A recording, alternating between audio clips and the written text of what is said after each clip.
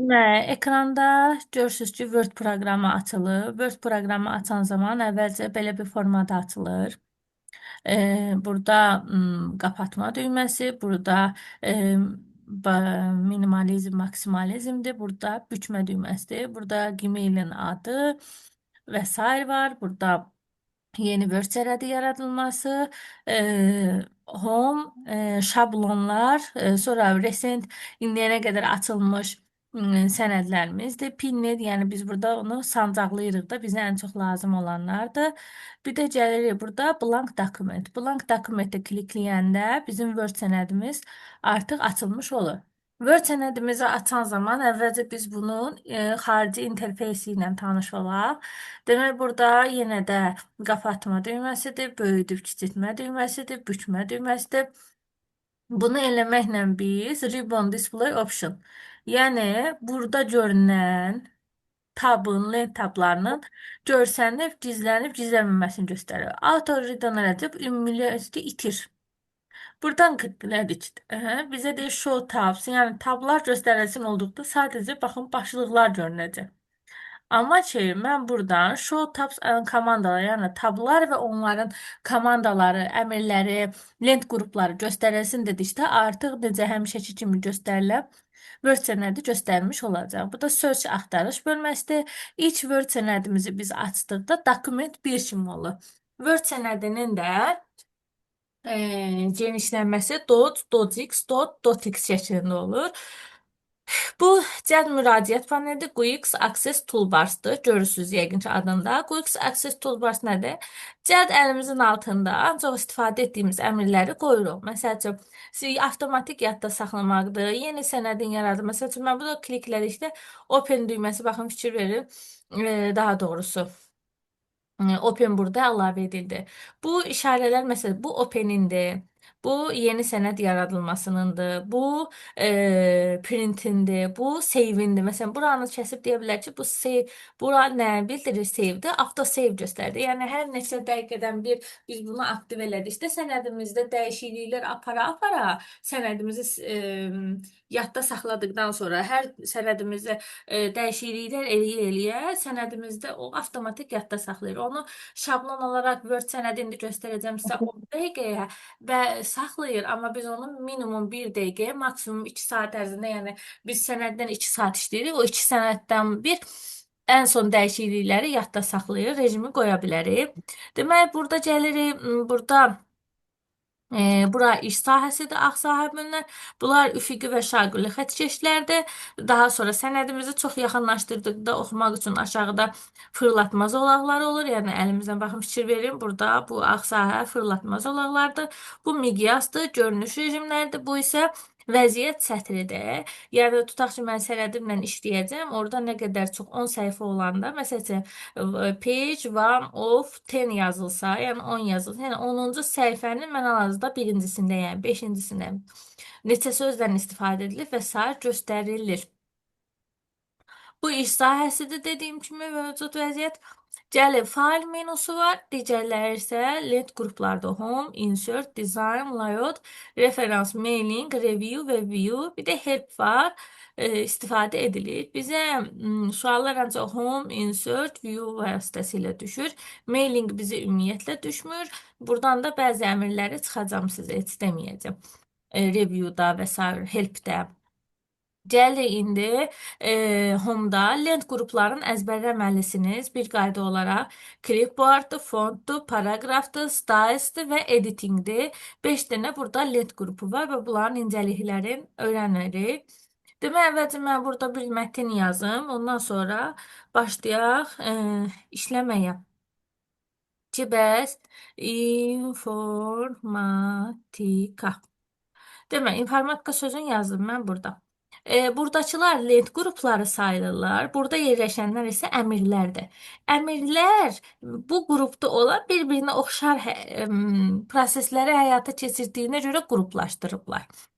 Məsələn, katdır, kopyadır, pastdır. Kat və yaxud da kopya eləyəndən sonra past eləyirsən deyə, əlavə etdiysən deyə bunlar bir qrupa qruplaşdırıblar. Fikir versəz ki, indi hal-hazırda burada mən informatika sözünü yazmışam və bura aktiv deyil. Çünki hələlik mən heç nə seçməmişəm. Mən informatika sözünü bu cür seçdikdən sonra bu artıq aktiv olur. Cut, paste hələ də aktiv olmuyor. Çünki nə cut, nə də kopya eləməmişəm. Cut kəsməkdir. Qayçı işarəsindən bilərsiniz. Qısa düyməsi cıtırılı, yəni Ctrl X-dir. Kopya isə nüsxəsini çıxartmaqdır. Ctrl C düyməsindən istifadə edir. Cut nə deməkdir? Cut bir növ yerin dəyişmək deməkdir. Yəni mən informatika sözünün cut'ı buradan elədikdə və yaxud da Ctrl X düyməsindən elədikdə paste burada aktiv olur. Paste də burada şəkil formatında var. Əvvəlki məsəl üçün mən şəkilin rəngini dəyişirəm, qalın yazıram, altından xətt çəkirəm, üstündən xətt çəkirəm, amma mən burada deyirəm ki, paste keep text only, yəni yalnız mətni saxla, onun formatlamasını saxlama. O da götürəcək, onun yalnız yazını götürəcək. Susmaya görə mətni əlavə edəcək. Yəni olduğu kimi. Yəni mən onun üstündə min cür dəyişikliklər eləsəm belə onu susma vəziyyətinə görə saxlayacaq. Aha. İndi mən burada kat əmrini həyata keçirdikdən sonra demək kat əmrini eləşir. Fikir verirsiniz, burada mətrimiz itdi.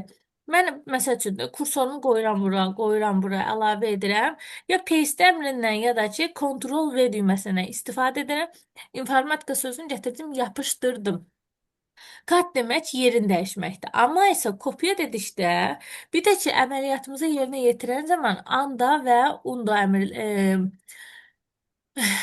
əmri var ki, bu da nədir? Əməliyyatı geri qaytarmaqdır. Yəni mən geri qaytardım. Mən gətirdim yenə geri qaytardım əmrimi. Katı bildizli məntiqin. İnformatika sözünü gətirdim. Kopya elədikdə söz olduğu kimi qalır. Sonra mən istəyirəm, kursorumu bura qoyuram, paste eləyirəm. Eləyə bilərəm. Sonra gətirirəm, burada paste eləyirəm, eləyə bilirəm. Bura gətirirəm, paste eləyib, eləyə bilirəm. Yəni söz qala-qala edə bilirəm. Katda da həmçinin eləsinədir. Mən bu informatika sözünü kat eləyim buradan. Götürdüm. Baxın, götürdüm. Gətirirəm, bu ucu artıq onun yerinə sürüşür. İstədiyim qədər paste eləyə bilərəm. Yəni, kat əmrin yerinə yetirdikdə orijinal sözüm gedir oradan. Amma ondan sonra mən sonsuz sayda Ctrl V və yaxud da paste əmrini basa bilərəm. İstənilən sayda əlavə edilir. Amma yeri dəyişir də. O orijinalda qalan yerindən ayrılır. Amma paste isə məsəl üçün də tutaq ki də mən bir dəfə Ctrl K əmrini bastım, cıtırılı Ctrl K X əmrini bastım. Sonra 10 dəfə paste əmrini basanda 10 dəfə informatika sözü olur. Çünki birinci sözü silmişəm mən, katı eləmişəm axı. Amma kopya elədikdə isə bu sözdə qalır. 10 dəfə elədiyim də qalır. Yəni 11 dəfə söz eyni söz alınır. Format painter nədir? Format painter, məsələn, mən bu sözün, informatika, başdakı informatika sözünün götürürəm, bəzəkli yazıram, sonra isə qalınlaşdırıram, qalın yazıram, italik formada yazıram, altdan xətt çəkirəm, şriftinin ölçüsü, məsəl üçün, dəyişirəm. Sonra gəlirəm format painterə. Format painter, yəni onun formatını götürdüm. Sonra gəlirəm bu sözü seçirəm. Buradan bunun üzərinə bir dəqiqə gözləyin.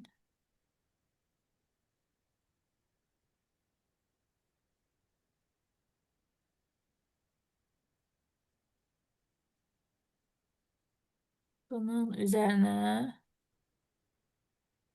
bunu niyə olmur? Bir dəqiqə gözləyin.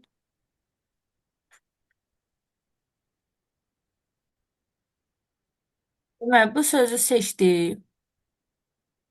Formatladıq. Sonra gətirdik bu sözün üzərinə əlavə etdik. Bu da eyni əməliyyatı yerinə yetirdi. Yəni format PNT sözün üzərinə hansı formatlama əməliyyatını yerinə yetirmisənsə, formatlama dediyimdə yəni formasının dəyişdirilməsi, rənginin, ölçünün, şriftin dəyişdirilməsi, müəyyən formatlamaya həyata keçirilməsi qaydalarda formatlama, forma sözündən yadınızda saxlayarsınız. Eyni ilə onu sözün digər sözün üzərinə əlavə edirəm. Bir də mübadilə, clipboard mübadilə buferidir. Klikledikdə görürəm ki, burada informatika sözü əlavə edilib. Baxın, mən bu sözü yenə götürüm, kopya eləyim. Eyni söz oldu da, düzdür. Amma bir dənə bu gəlim bu sözü kopya eləyim, görüm. kopya elədim. Baxın, bu fərqli informatika sözdür. Baxın, düşdü bura. Sonra məsəl üçün mən bura gətirim, mən tik sözünü əlavə edim. Bunu da kat eləyim. Kat elədim. Baxın, bu da düşdü orasına. Sonra gəlin burada mübadilə buferində kontrol və yaxud da paste edin. Məntiq sözünə əlavə fikir verin. Burada 3 dənə oldu. Məsəl üçün gedim bu sözü seçim yenə kopyalayım. Və üçüncü dəfə informatika söz düşdü. Məsəl üçün başqa informatika sözünü seçim yenə kopyalayım. Baxın, fikir verin, düşdü. Burada məsəl üçün neçə dənə icazə verir? 24 dənə icazə var burada siyahıda. Ücə 25-ci gələndə ən birinci əlavə elədiyim itir ücə. Başa düşdünüz? Ən son mübadilə buferinə göndərdiyim, kat elədiyim və yaxud da kopya elədiyim sözlər mübadilə buferinə düşür.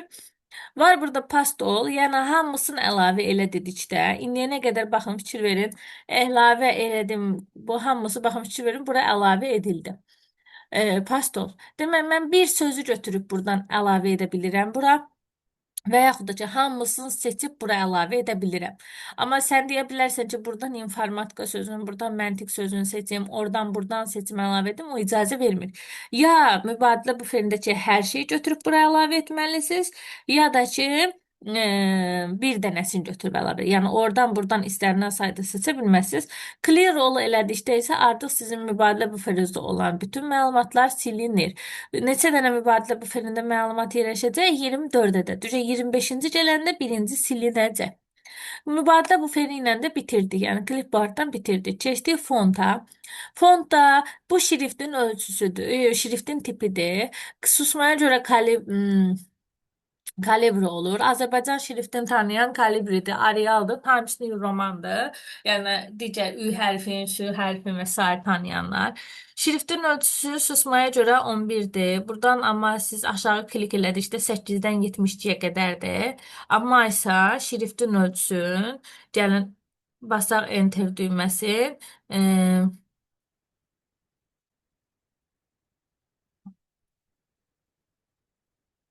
icazə vermir. Görürsüz ki, yazır ki, şriftin ölçüsü ya bir, ən kiçik bir, maksimum isə 1638 olmalıdır. OK basıram, 11 olur. Bu isə şriftin ölçüsü, baxın, özü avtomatik artırıb azaldır. Fikir verin, 16, buradan da ki, azalda bilirik. Bu isə şablonlar şəkilləriyiz. Ya sentence case, lower case, upper case, capitalize each word və yaxud da toggle case. Sentence case rejimində qoyduqda, yəni normal bizim cümlələr yazırıq, cümlədən sonra nöqtə qoyuruq, boşluq qoyanda avtomatik nöqtədən sonra olan hərfimizi böyük yazacaq. Onu göstər. Lower case hamısını balaca yazmaqdır. Upper case isə neynir?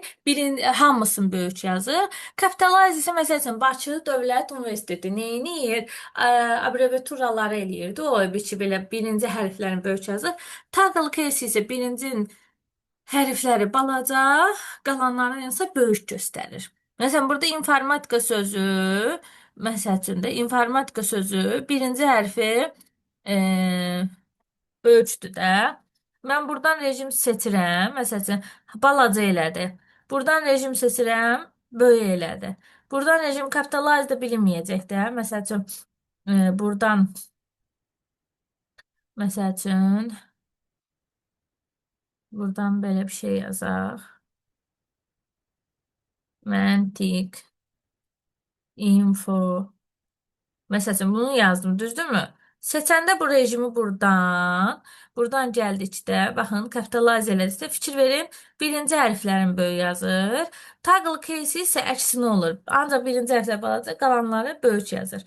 Yəni, belə deyim də, capitalize-ın əksidir. Sonra gəldik, bu qalın yazmaqdır.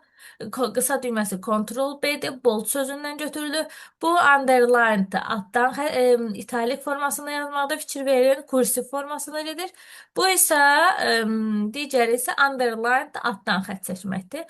Qısa düyməsi U hərfi ilə götürülür. Buradan klikledikdə var sözün altından oraya Azərbaycan dili qaydalarını keçəndə istifadə edirik. Buradakı qaydalardan istifadə edə bilərsiniz. More underlined klikledikdə more underlined var. Yəni daha çox xətlərin təyin edilməsi. Bu more underline-da basdıqda font kontekst əlavə bir menu açılır. Bunu da indi fontun menusu açılanda deyəcəm. Daha sonra ise burada da ki underline color, underline'ın yəni altdan xəttin rəngin təyin etməyə icazə verir. Bu AB sözün üstündən xətt çəkilməsidir gördüyünüz kimi. Bu isə riyaziyyatda qüvvətində yazmaq və yaxud da indeksində yazmaqdan istifadə edilir. Kontrolla bərabər düyməsini basdıqda indeksində yazır. Kontrolla demək, bir dəqiqə. Hə, kontrolla, shiftlə, plus düyməsini basdıqda isə artıq nə olacaq? Qüvvətdə yazacaq. Bu müxtəlif tekst effektlər və test, yəni mətndə müxtəlif effektlərin verilməsidir. Burada da göründüyü kimi. Bu highlighterdır. Yəni siz mətn yaza-yaza, məsəl üçün də ümumiyyətlə highlighter aktiv edib, necə biz markerlə əsas məqamların altından xətt çəkirik. Buradan bura çəkirəm, buradan bura çəkirəm. İstədiyim yerlərin çəkilməsi deməkdir. İndi fikir verin. Mən buradan bura seçirəm. Baxın, fikir verin. Buradan bura seçdim. Highlighter elədim. Baxın, elədi. Bu cür çəkdim. Highlighter'ın fərqini bilirdiniz də yəqin ki. İndi gəlirik. Bu mətnin rənglənməsidir. Baxın, bu mətnin, məsəl üçün mən bu mətni seçirəm. Buradan rəngi seçirəm. Məsəl üçün də istənilən rəngi, laf qırmızı rəngi. Bu mətnin rəngidir. Bu highlighterdir, bu mətnin rəngi. Bir də bu var. Məsəl üçün mən buradan bu mətni seçdim. Gəlirəm buradan rəngi var. Seçirəm, məsələn, hələ bunu götürək. Fikir verin, bu rənglə highlighter'ı çox vaxtı qarışdırırlar. Fikir verin, mən highlighter'da neçə dənə mətn seçəndə bunun abzas arasındakı məsafələr var. O rənglənmədi. Amma bu boyağı rəngi seçdikdə həm abzası sonuna qədər rənglədi. Sonuna qədər rənglədi. Həm də ki, bunların arasındakı məsafəni də rənglədi. Bu üç dənə rəngin fərqini qarışdırmayın. Bu highlighter'dır. Xətt çəkir. Haranı seçsən seç, ancaq yazı olan hissəni rəngləyəcək. Bu mətnin rəngini göstərir. Bu isə abzası bir dəfəlik seçdiyin hər yeri. Burada yazı yoxdur da. Highlighter'da mən seçsəm belə burada yazı yox idi. Bu abzasdır, yaxı enter düyməsini basmışam. Bu seçmə yazmadı. Burada isə fikir verin, oranı belə yazdı. Yəni bura qədər mətn olmalı idi normalda. Enteri basmamısınız da. Enteri basmısınız. Bu avtomatik rənglədir. Yəni fərqi budur. Daha sonra bir də bu format var. Bu silgi var. Bu bayaqları biz bu sözü format painterlə sözün rəngini qalınlaşdırıb müxtəlif əməliyyatlar eləyib kopyalamışdıq. Bu isə onun silinməsidir. Yəni artıq susma rejiminə gətirdi çıxartdı. Kalibredi rejiminə qoydu. Şriftin ölçüsündə 11 qoydu.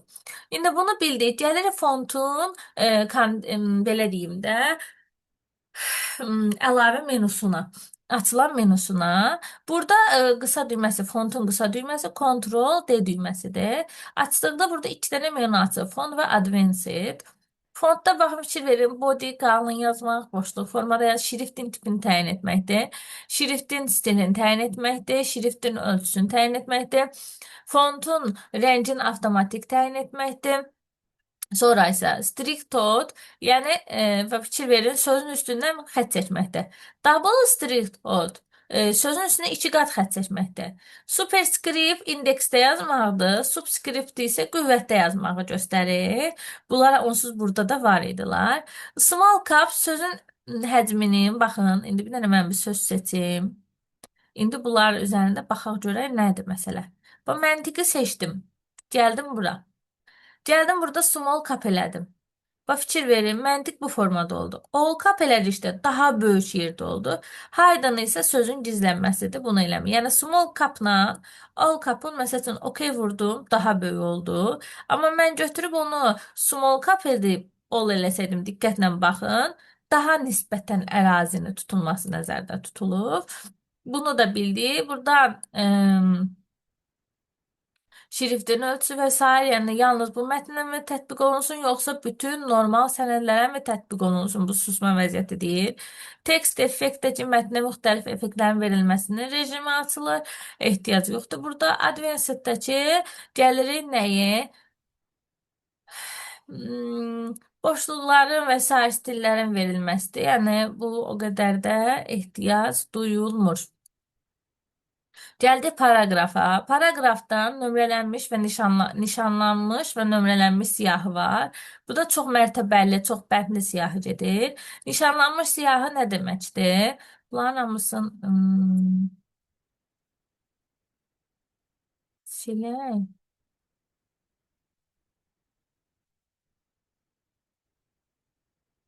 Rejimi geri qaydım normal. Aha. Bu nə deməkdir? Mən burada siyahını seçmişəm. Gəlirəm burada nişanlanmış siyahını seçirəm. Baxın, punkt punkt. Hansını istəsəm verə bilirəm. Nonu da basanda heç bir şey olur. Bir də nişan nömrələnmiş var. Nömrələnmişdə burada da kliklədikdə, məsələn A, B, C, D, nə bilim test variantlarının hazırlamasına və sair istifadə edə bilərik. Bu da getdi. Daha sonra isə gəlirik bir də çox mərtəbəli, çox siyahılı var ki, burada konstitusiyanın bəndlərin və sair yazanda istifadə olunur. Bir yazım, sonra məsələn bunu buradan enteri basıb, bunun məsəl üçün alt bəndin və sair təyin etmək və sair istifadə edilir. Bunu da geri qaytaraq. Artıq ehtiyac yoxdur. Gəlirik daha sonra isə nəyə? Baxın, mən buradan bunu kliklədim. Kursorum buradadır. Fikir verin, bu mətnimi, abzasımı, abzasımda neçə dənə cümlə olur olsun. Abzasımı sol tərəfə sıxlaşdırır. Bəzən biz bunu ərizə və sair yazanda istifadə edirik. Sol tərəfdə olması, sağ tərəfdə olmasını istifadə edirik. Bu sağ tərəfə sıxlaşdırır. Amma indi bir məsələ var. Siz də deyə bilərsiniz ki, müəllimə, bu da onda burada olan mətni sağ tərəfə sıxlaşdırır. Deyirəm, bu daha bu əmr. Bunun necə deyirlər, ziddidir. Yəni mən burada baxın, məlumat yazım. Nəsə məlumat yazım indi. Ya da ki, bir Word sənədimi açım. Aha. Word sənədimi görürsünüz də, yəqin ki, düzdürmü? Baxın, bunu beləsinə buradan klikləyirəm. Beləsinə gəlinə fikir verin, bunu elədim. Bu isə bu əməliyyatı geri qaytarır. Normal olaraq düşünə bilərsiniz ki, mən kursoru qoyum, bunu yerinə yetirim də bunu basım. Olmur. Bu bunun ziddidir. Yəni normal yerinə qaytarmaq üçün istifadə edir. Yəni başqa məqsədi yoxdur bunun. Buradakı məsəl üçün mətn Müəllimə, bəli, siz seçdikdən sonra ekran dondu. Yəni sizin yazınız qaldı ancaq ekranda. Sənəd açılmadı. yaxşı gözləyin, düzəldim. Var. Demək istədiyim budur ki, baxın bu mətni tutaq ki, buranı bu abzası seçdim mən. Bu abzası seçdim. Bunu düyməni basdıqda bu bunu sıxır. Bu isə bu əməliyyatın əksidir. Onu geri qaytarmaq istəyir. Düşünə bilərsiniz, onda bu da onu sol tərəfə sıxırdı. Xeyr, basıram düyməni, işləmir. Yəni bunun əksidir. A-dan Z-yədəki mətnimizi bütün abzasları və yaxud da cümlələri seçək. Məsəl üçün də qoyaq məsəlcə A-dan Z-yə abzası. Bax, fikir verin, nəyi deyir? Sortlamaq istəyirsiniz, yəni çeşidləmək istəyirsiniz. Deyirəm ki, paragraflar. Yəni artıq mənim paraqrafımda məsəlcə bu ilə başlayan var, Z ilə başlayan var, yenə bu ilə başlayan var təsadüf olaraq. Ancaq onu götürür, nə edir? Əlifba sırasına görə, yəni artma ardıcıllığını göstərir. Artma ardıcıllığı nədir? Ascendingdir. Azalma isə descending gedir. OK basandan sonra məsəl üçün o götürür. İndi mən neçə dənə sətr seçməli idim ki, onu artma ardıcıllığını eləyərdi. Gəldi pi nədir? Pi harda yazı qaydalarına təşkil edir bu. Harda enter düyməsini basmışam, növbəti abzasa düşmüşəmsə, burada bu işarəni göstərir. Bizdə yazı qaydaları var. Nöqtədən sonra boşluq qoyulub söz yazılmalıdır. Nöqtədən sonra dərhal, məsəl üçün sözü yazdım, nöqtə qoymalıyam axı. Sözü yazın, boşluq qoyun, nöqtə qoyum ola bilməz. Yəni bu yazı qaydalarıdır. Bunu da kitab və sair çap etmək istəyənlər bunu götürürlər, eləyirlər. Ki, bəs baxaq görə sözlər arasında da bir boşluqdan çox qoyulmamalıdır da. Məsələn, mən burada 2 dənə boşluq qoysam, yaxınlaşdırım ekranı. Məsəl üçün, mən bura götürüb 2 dənə boşluq qoysam, 2 dənə nöqtə olacaq. Yəni bunu göstərir. Yenə buradan eləyirəm və gizlənmiş sözlər və sair bayaqlar var idi. Gizlənmiş sözlər var idi. Baxın, məsəl üçün, zəfər sözünü burada fontdan mən götürürəm. Nə edirəm? Hidden elədim. OK bastım, getdi. Burada o artıq zəfər sözü fikir verin dığırt altından xətt verib və deyir ki, bu söz vaxtı ilə gizlənmişdi, yəni. Başa düşdünüzmü? Biz onu aktiv etmişik. Yenə zəfər sözünü seçib fonta gedib onu Hayden əmrindən çıxarda bilirəm. OK əmri basıram və bu göstərir. Yəni bu işarə nə bildirir? Gizlənmiş, hard enter qoymuş, sözlər arasında məsafənin hamısını bildirmək üçün istifadə edilir. Qısa düyməsinə ehtiyac yoxdur. Bu nədir? Bu sola düzləndirməkdir. İngilis dilində sol Ctrl L-dir. Mən bütün mətnimi Ctrl A seçib bu cür sola düzləndirdikdə bütün fikir verin. Bura düz olur, bu tərəf qırıq-qırıq olur. Bu mərkəzə düzləndirməkdir. Fikir verin, şeirlər kimi olur. Biraz uzaqlaşdırın. Baxın, fikir verin, bu cür olur. Sağa düzləndirməkdir. Əksinə olur. Ərəb yazıları kimidir sancı. Bura düz olur. Burası bu rejimdən çıxardım. Hə, sağ tərəf olur. Amma tam düzləndirmədə isə fikir verin. Burada düzdür, burada düzdür. Məsələn, çoxu onu sola düzləndirməklə qarışdırır. Sola düzləndirmədə fikir verin, burada belə ziqzaqvariliklər var. Amma tam düzləndirmədə isə fikir versəz, sözlər baxın tam şəkildə həyata keçirilib. Deməli, sola düzləndirmənin qısa düyməsi Ctrl L, left sözündən, mərkəzi center sözündən E hərfindən götürülüb. Sonra sağa düzləndirmə Ctrl R-dır, right sözündən götürülüb. Tam düzləndirmə isə justify sözüdür, J hərfindən götürülüb. Bu da sətirlər arası məsafənin təyin edilməsidir. Həm sətirlər arası, həm də abzaslar arasında məsafənin təyin edilməsi üçün istifadə edilir. Bayaqları bunu başa salmışdım sizə. Abzasların seçilmiş rəngləməsi, bu isə border sərhədlərin təyin edilməsidir. Məsələn, bu abzasımı nə bilim seçirəm, təyin edirəm və s. Gəlir burada kliklədikdə, burada paragraf əmri olur.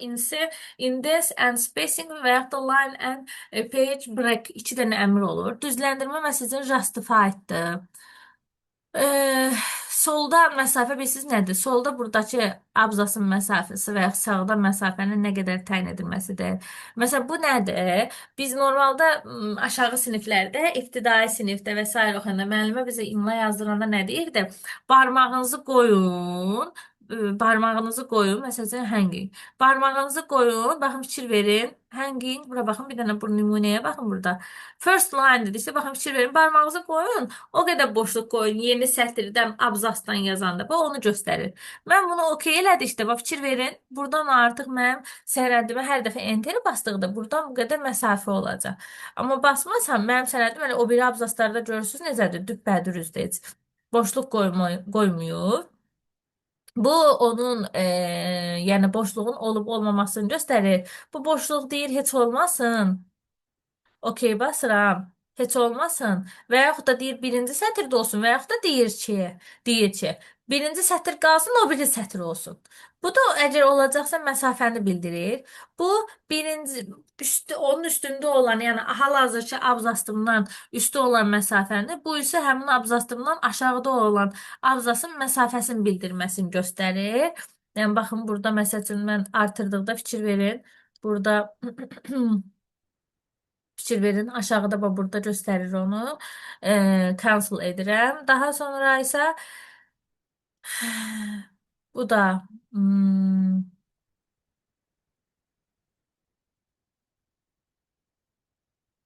həddin təyin edilməsi arasındakı məsələ fikir verin. Line spacing sətirlər arası məsafənin təyin edilməsidir. Yanlış qoyuram.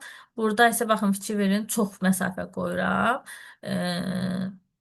Məsəl üçün single qoyub buradan məsafəni özüm məsəl üçün təyin edə bilərəm. Bu da nədir? Line spacing. Fikir verin. Sətirlər arasında məsafəyə baxın. Fikir verdiniz nə demək istədim? Bu birinci burada olan abzasın boşluğu və s. təyin edilməsidir. Bu isə line, sətirlər arası təyin edilməsi, bu isə abzaslar arası məsafənin təyin edilməsidir. Cancel edirik. Buranda paragrafda bildi. Paragrafda daha doğrusu index and spacing'i bildi. Burada isə yazı qaydasının saxlanılması, mətnin saxlanılması və s. əlavə məlumatlardır. Yəni, ən çox bunlar düşmürlər. Əsasən buradan düşürlər. Sola düzləndirmə, sağa düzləndirmə, abzaslar arası məsafənin təyin edilməsi və s. Bu stillərdir. Müxtəlif stillər verə bilərsiniz. Bu ehtiyac yoxdur. Şablonlar belə formada seçə bilirsiniz. Gəlirik editingə. Editingdə find, replace var. Find nədir? Sözün axtarılması deməkdir. Yəni find basdıqda navigation panel açılır. Findin qısa düyməsi Ctrl F düyməsidir. Məsəl üçün mən burada Azərbaycan axtarıram. Azərbaycan. Məsəl üçün, mənə deyir, neçə dənə söz tapdım mən? 96 dənə söz tapdım. Bax, fikir ver. Sən deyir ki, tapdığın 96-nın 8-cisindəsən. Sənə onu deyir, məlumat verir. Findin qısa düyməsi Ctrl F-dir. Burada Advanced Find and Replace var, əvəz etmədir. İndi onu deyəcəm. Find and Replace pəncərəsi açıldıqda bu find tapmaqdır. Replace əvəz etmək deməkdir. Replace başlıqda find and replace basılır. Burada 3 dənə menu var. Find var, replace var, go to var. Find onsuz bilirəm, sözün tapılması. Replace əvəz etməkdir. Ctrl H-dır qısa düyməsi. Məsələn, sən deyir söz tapırsan Azərbaycan, əvəz elənəklə, məsələn, Bakı sözü ilə. Əvəz elədimmi? Deyir ki, tapdığın ilk Azərbaycan sözü ilə mi əvəz olunsun, yoxsa bütün tapdığım sözlərim əvəz olsun? Mən dedim ki, bir dənəsi əvəz olunsun da, məsəl üçün də. Onu edirəm və replace all olduqda yes deyir, bütün təsəvvür fikrin Azərbaycan sözləri oldu. Bakı sözü əməliyyatı təbii ki, gedim qaytardım. Replace basdıqda bunu bildikdə, ya tapılan find next isə yəni nə deməkdir? Hər dəfə tapdığım sözün növbəti, məsəl üçün tapmışam sözü. Azərbaycan sözün birinci sözü. Elədim Bakı. Find next. Növbətini deyir tap, onu da elə. Onu da elə. Yəni hər dəfə tapdığın bir və bir elə. Yaxud da replace ol hamısını elə və yaxud da ki, yalnız bir dənəsini elə. More'dakı burada əmrlər var. Nəyə görə? Əvəz etmə edə bilərsən abzasına görə, sözün yazılışına görə, ölçüsünə görə və s. böyük yazılışına görə və s. tapılması və s.dir bu. Bir də var go to pəncərəsi. Go to nədir? Səhifənin getməsi deməkdir, yəni irəliləməsi deməkdir. Bu nə deməkdir? Tutaq ki, mən hal-hazırda kitabım çox böyükdür də. Mən götürüb yazıram orada 9. Baxın 9 yazdım. Baxın fikir verin ikincidəyəm axı. Go to elədikdə, go to elədikdə mənə aparır çıxardı 9-cu səhifəyə. Mən indi 9-cu səhifədəyəm. Əgər mən burada yazsam plus 3, 9-dayam axı 9-un üstünə plus 3 gəlir, aparacaq çıxardacaq məni neçəyə? 12-ci səhifəyə. Başa düşdünüz? Mən hal-hazırda 12-ci səhifədəyəm. Minus 6 yazsam, baxın, və yaxud da minus 5 yazsam. Minus 5, 12-dən 5 çıxaracaq, məni aparacaq 7-ci səhifəyə. İndi mən 7-ci səhifədəyəm, düzdürmü? Minus yazıram 9. 7-dəyəm axı, minus 9 yazıram. Mənfi ikinci səhifə yoxdur axı. Da birdən o tərəfə yoxdur axı, düzdürmü? Aparıb birdə saxlayacaq. Ondan o tərəfə getməyəcək. Mən hal-hazırda tutaq ki, gedirəm, baxın, plus minus yazmamışam. Məsələn, mən yazdım 10. Go to elədim. Promo yapılacaq mənə 10-cu səhifəyə. İndi baxın, fikir verin. Mən 7-dəydim, minus 9 yazdım, minus 20 yazdım, mənfiyə düşə bilmədiyinə görə 1-ə getdi axı. İndi məsələn, mən burada plus yazıram, məsəl üçün 20. Normalda 10 üstə 20 gəlmə 30-a getmədi. Axı mənim sənədim 16 səhifəlikdir. Gedəcək qalacaq ən sonuncu səhifəsində 16-da. Go-to-ya diqqət eləyin. Başa düşdünüz? Nə demək istədim? Hansı səhifənin nömrəni yazdınsa o səhifəyə gedir. Yox, o səhifə plus, minus yazmısansa, o ədəd artıq mövcud deyilsə sənədində, məsələn, plus yazmısan, irəliyə doğru getmisənsə 16-da dayandı. Minus yazmısan, mənfiyə düşə bilməyəcək deyə birincidə dayanır. Select-də seçmək deməkdir. Go-to-nun qısa düyməsi Ctrl-C hərfidir. Replace-in əvəz etmənin qısa düyməsi Ctrl-H-dır. Find, yəni tapmağın da qısa düyməsi Ctrl-F-dir. Find Navigation panel açılır əlavə olaraq. Select-də seçməkdir. Select-ə aid seçəcəyəm bütün obyektlərin seçilməsi, yalnız obyektlərin seçilməsi. Select all dedikdə, yəni bütün sənədin seçilməsi. Bu da Ctrl-A düyməsindən istifadə edilir. Bizim Word-dən home menumuz artıq bitdi.